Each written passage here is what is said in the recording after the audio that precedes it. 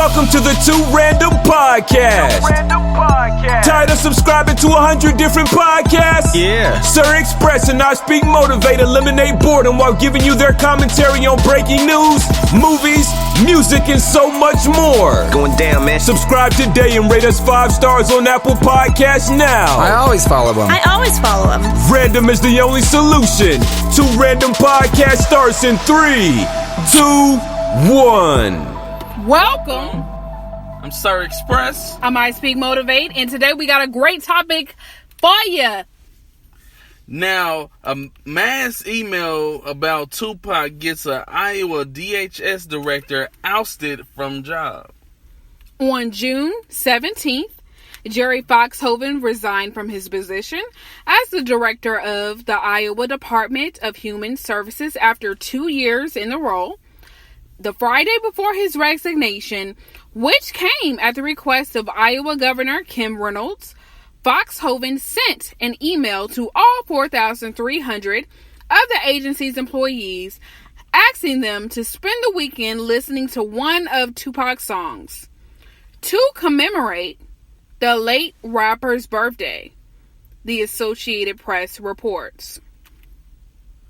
In the email, he sends to all his employees, pay no mind to those who talk behind your back. It simply means that you are 2 steps ahead. Now, that's deep to me. That is very deep, and it's crazy how being inspirational can get you fired now. What is your take? They're unclear about it.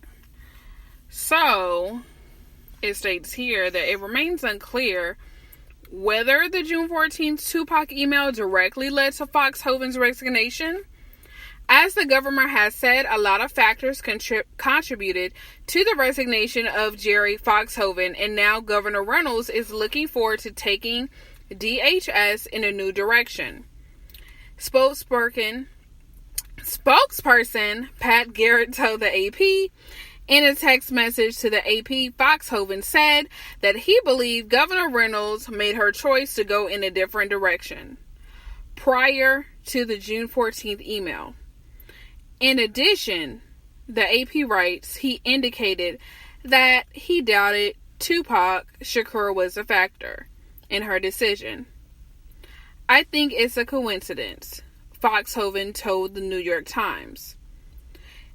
It was apparently not uncommon for Jerry Foxhoven to send employees emails about Tupac.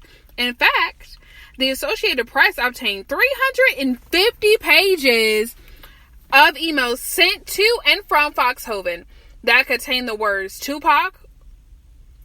Some emails, according to the report, contained Tupac lyrics and other commemorated significant events, such as the anniversaries of the rapper's 1996 death. In addition, Foxhoven reportedly hosted weekly Tupac Fridays, where he played Pac's music in the office. He also had Thug Life cookies for his 65th birthday, according to Associated Press. That's kind of cool. Exactly. The Associated Press reports that multiple employees responded positively to Foxhoven's Tupac emails. I love your Tupac messages, one employee reportedly wrote him. And the fact that you still send them despite the haters makes me appreciate them any more. We got that information from pitchfork.com. And complex.com. So let's talk about it. Like, how do you feel about this whole situation regarding the governor in Foxhoven? I feel like it could have been a little bit to do with it. Even though he's done it for a long time, it could have been something that she didn't like. And so, therefore, it made her not want him to be around there. It could have been that, but, you know, they're stating that they're unclear. But, I don't know, it just feels to me like it was one of those situations where she didn't want those Tupac lyrics and stuff in her emails that she can see everybody's emails. So I feel that that's the reason. But it's only my opinion. Right, this is the situation. Now, we don't know, of course, because we're not inside the building. We're not in the governor's Mansion. In the governor's mansion, of course, which we were.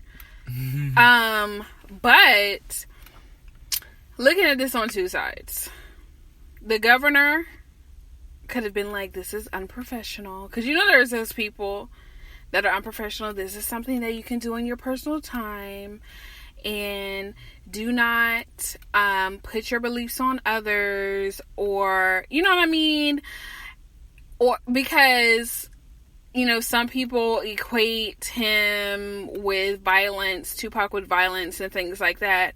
Oh, he's a gangster. Some people do, people that just want to see negativity in everything. So like, we don't want this to be representative of Iowa. So that's not going to work out.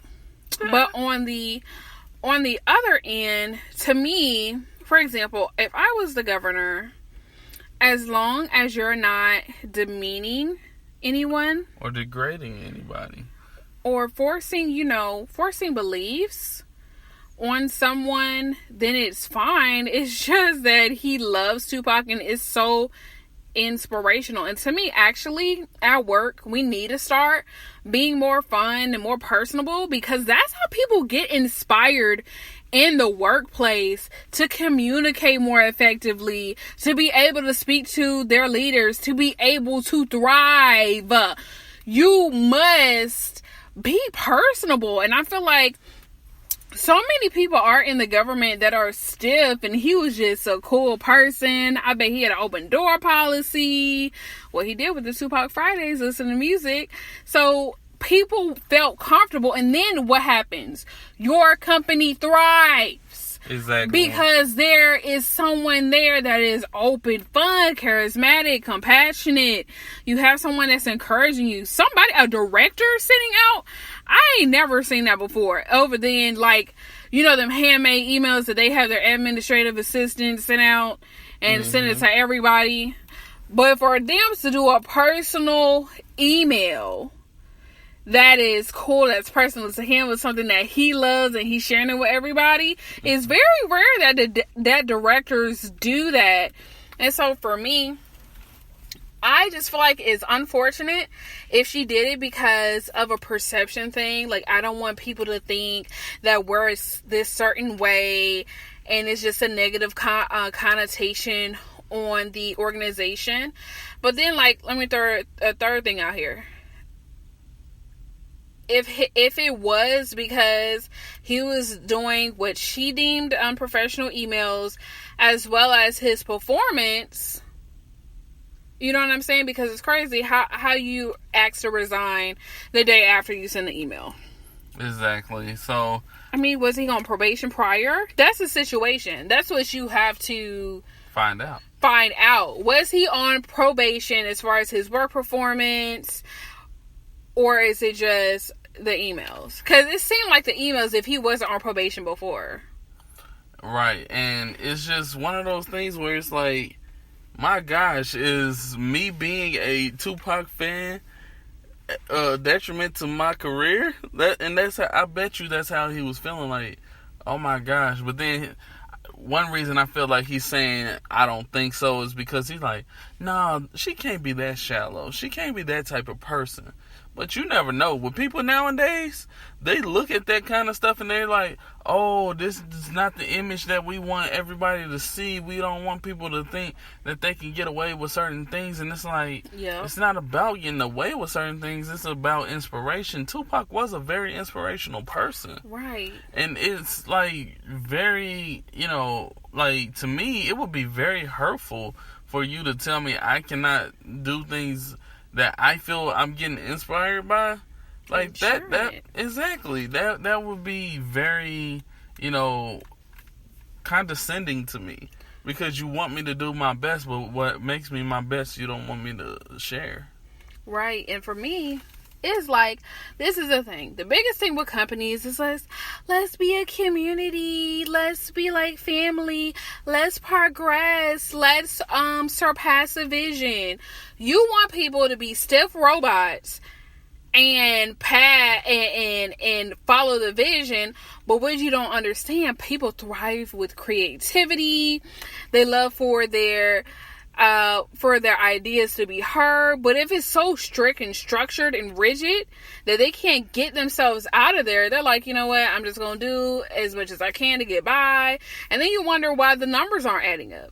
And that's because people aren't happy where they are. And these people, a lot of time with leadership, they need to understand that, like, all this little superficial little things of proper emails and all this email etiquette, and all this other stuff, all the traditional things that's associated with the work is what it's supposed to be. No, when you get creative, you can multiply your profits and all of that. You see by people that are innovative, companies that are innovative, you see them surpassing everyone, like Gary Vee. You know, he has rappers, everybody from every part of life, NASCAR drivers, come in and he shares with them and they share with him and have a good conversation and just open and cool. You have to be able to do that, and that's how you thrive. And he's like a multi-millionaire. That's a multi-million-dollar company.